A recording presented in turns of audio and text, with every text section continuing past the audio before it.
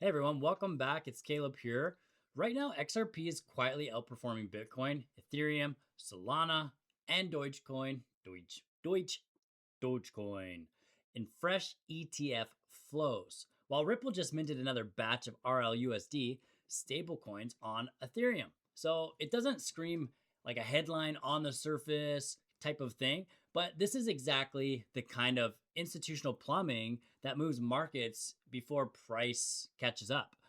But stick around because by the end, I want to show you the one XRP price level insiders are watching for the rest of April and why the Clarity Act timeline just got a whole lot more real. So this is not financial advice. Please always do your own research, but let's dive in. So first up, XRP related investment products, just led the pack in global crypto ETP inflows, right? So according to the latest data, Switzerland drove about 70% of last week's 224 million rebound, right? And XRP products accounted for more than half of that total.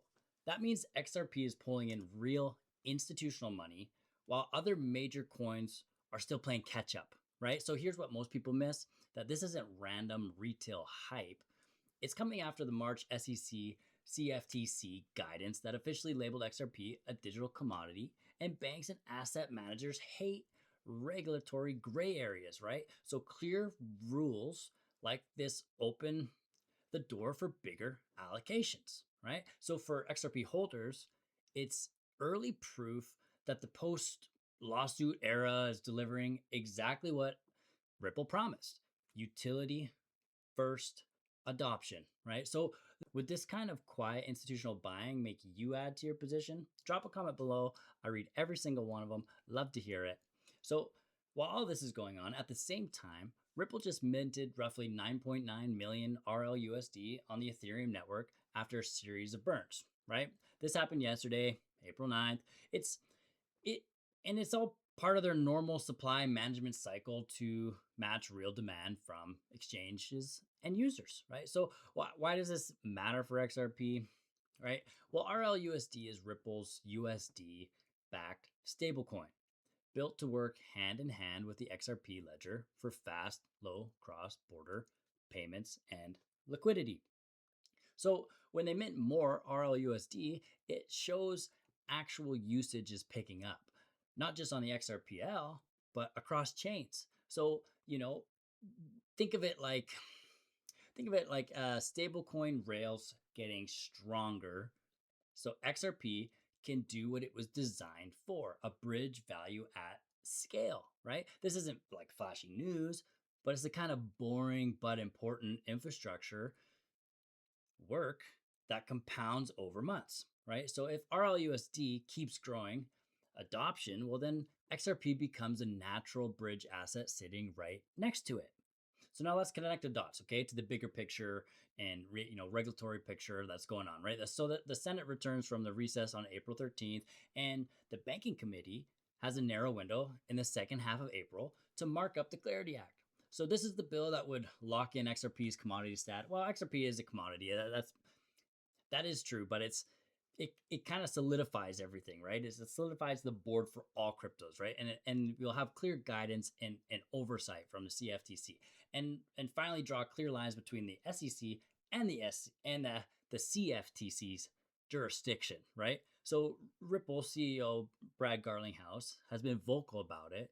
And even though there was some back and forth with the Cardano founder this week on social media, and the core points remain like clear rules are coming, and analysts are watching late April as the make or break moment before midterm politics slow everything down, right? So for XRP holders, a passage would be the final regulatory green light institutions have been waiting for.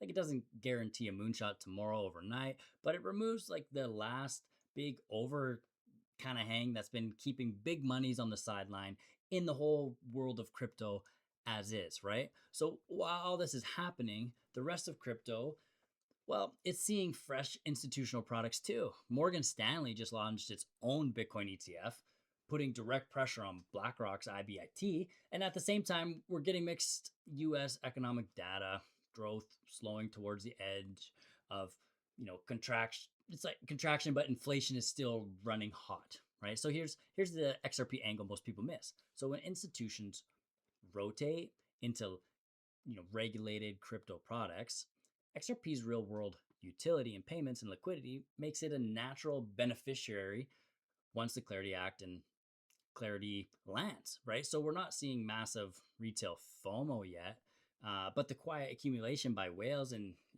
ETP flows tell a different story. And XRP is holding steady around a buck 35, even as some like all this macro noise and all this crazy Middle Eastern wars and everything going on. It's still holding that $1.35 level. That shows real strength. Okay, so finally, like Ripple posted this week about Africa's digital asset moment, right? So regulation moving fast in South Africa, Nigeria, Kenya, a couple other places.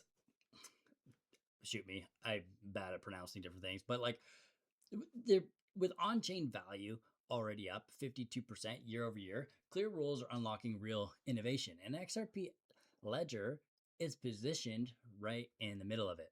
So this ties straight back to everything else. Okay, so more regulated corridors mean more on-demand liquidity volume, more RLUSD usage, and ultimately more demand for XRP as that bridge. It's the same playbook we're seeing in the US. Regulation first, then adoption at scale, right? So, all right, if we want to talk price, what could it mean short term? As of right now, XRP's been sitting around $1.35. It's just been hanging around there for a while now, right? And in the last 24 hours with solid volume around 2.5 billion, we're holding comfortably above the $1.30, $1.28 support zone that's been kind of key since that March pullback. But on the charts, we've seen a quiet whale accumulation while retail activity stays muted. It's a classic setup for the next leg once a catalyst hits. Like short term, if we break above $1.40, the next resistance sits around $1.50, $1.55, right? A clean Clarity Act markup in late April, though, could easily provide a spark that I think can set things ablaze and set this rocket ship to the moon. Let's hope. We'll see. I don't know. Longer term, I think 2026 is going to be a really bullish year, right? I think there's a lot of things coming out. There's a lot of new fundamental case for XRP as the bridge asset in a regulated world. It's only getting stronger, right? So, I mean, you let me know down in the comments below. I'd love to hear it, see what you guys think is going to happen in April and the rest of 2026. But I mean, hey, things are happening, guys. It's an exciting world, and I just want to say a big thank you to the Exponential Group community. And if you haven't checked out Exponential Group, go ahead and go to exponentialgroup.co. Check it out. There's we provide digital asset holdings. If anyone's looking for an LLC to custody your digital assets for future price appreciation, it's a smart move. We can get into it another time, but I want you guys to stay blessed, stay positive. I'm going to catch you in tomorrow's video. Take care.